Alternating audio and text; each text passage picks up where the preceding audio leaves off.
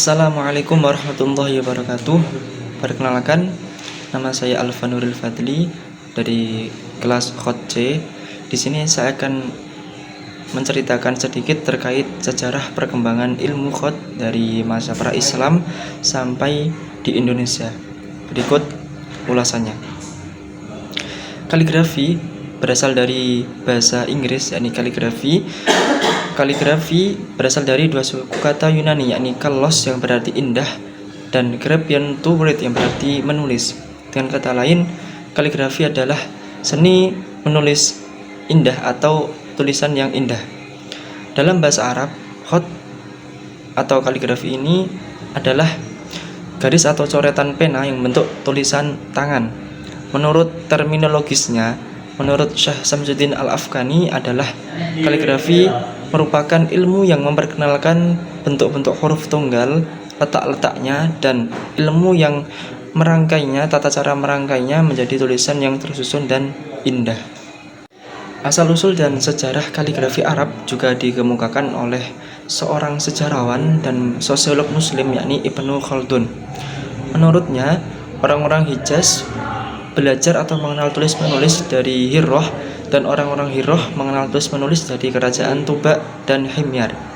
Oleh karena itu, kaligrafi Arab atau Al-Khat Al-Arabi terkenal dengan nama Al-Khat Al-Himyari. Tulisan ini mencapai puncak keindahannya pada masa kejayaannya kerajaan Tuba, yakni para penguasa Yaman sebelum Islam.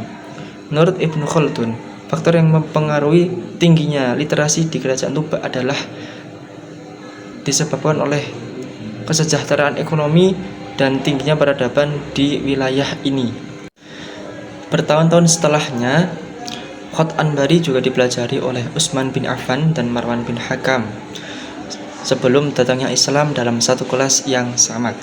Khat yang sama juga dipelajari oleh Muawiyah bin Abi Sufyan, Ali bin Abi Thalib, dan Zaid bin Sabit, yang nanti merekalah akan menjadi Khutabul Wahyi pilihan Rasulullah.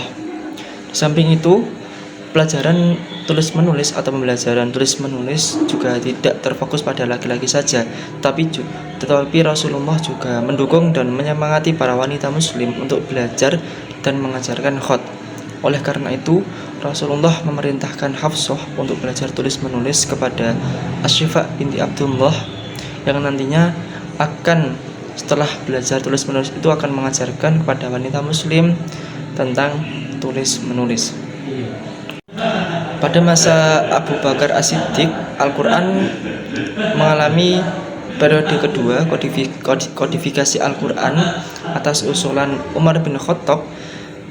Dengan melihatnya banyaknya para qurra dan para hafidz yang meninggal pada perang Yamamah. Oleh karena itu, Al-Quran ditulis oleh para Khutabul Wahyi pilihan Rasulullah, yang lalu kemudian dikumpulkan menjadi satu dan disimpan oleh Abu Bakar hingga wafat. Beberapa lembarnya ada yang ditulis menggunakan khat Anbar, dan lembar lainnya dituliskan menggunakan khat Makki dan khat Madani sesuai dengan tempat tiap-tiap lembarnya. Muawiyah bin Abu Sufyan merupakan pelopor pembentuk upaya dalam pencarian baru khat kaligrafi pada masa kekhalifahan dinasti Umayyah. Pada masa dinasti Umayyah muncul rasa kurang menarik pada kaligrafi jenis khat Kufi yang dirasa sangat kaku dan sulit untuk ditulis. Oleh karena itu, kemudian pada masa dinasti Umayyah mereka berusaha untuk mencari bentuk dan dikenalkan dengan gaya tulisan kursif, yakni dengan tulisan yang lembut. Dan setelah itu juga muncul banyak bentuk tulisan atau bentuk gaya. Gaya yang terkenal adalah gaya sulus, tumar, nifas, dan jalil. Keempat bentuk ini saling menyesuaikan bentuk satu dengan bentuk yang lainnya sehingga menjadi sangat menarik. Banyak bentuk kaligrafi berkembang sesuai tempat kota dipopulerkan khat itu.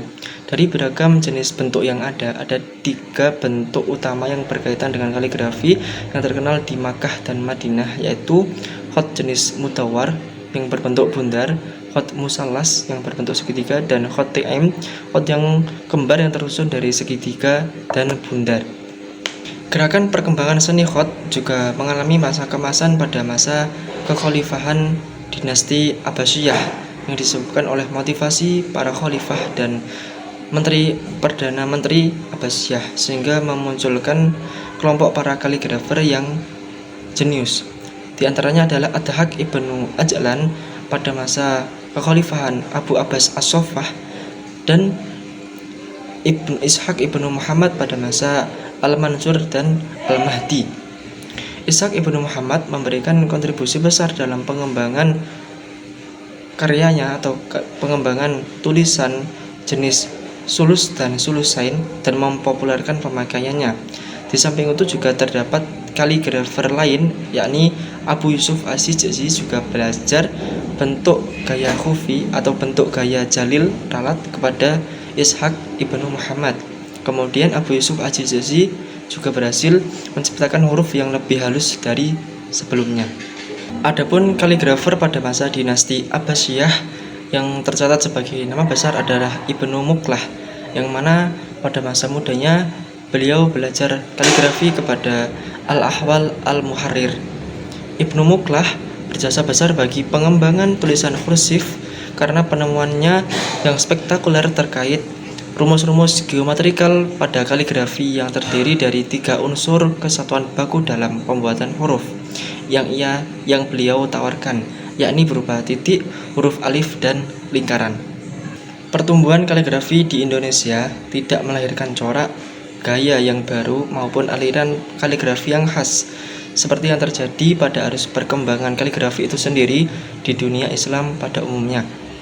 Pertumbuhan yang ada hanyalah pertumbuhan pemakaian kaligrafi yang ada untuk kebutuhan-kebutuhan primer yang bersifat fungsional, seperti untuk menyalin Al-Quran atau teks-teks keagamaan yang berkembang keaneka lukisan di berbagai media. Mungkin itu dari saya, kurang lebihnya mohon maaf yang sebesar-besarnya. Semoga bermanfaat dan terima kasih atas perhatiannya. Wallahul muwaffiq ila aqwamit thoriq. Wassalamualaikum warahmatullahi wabarakatuh.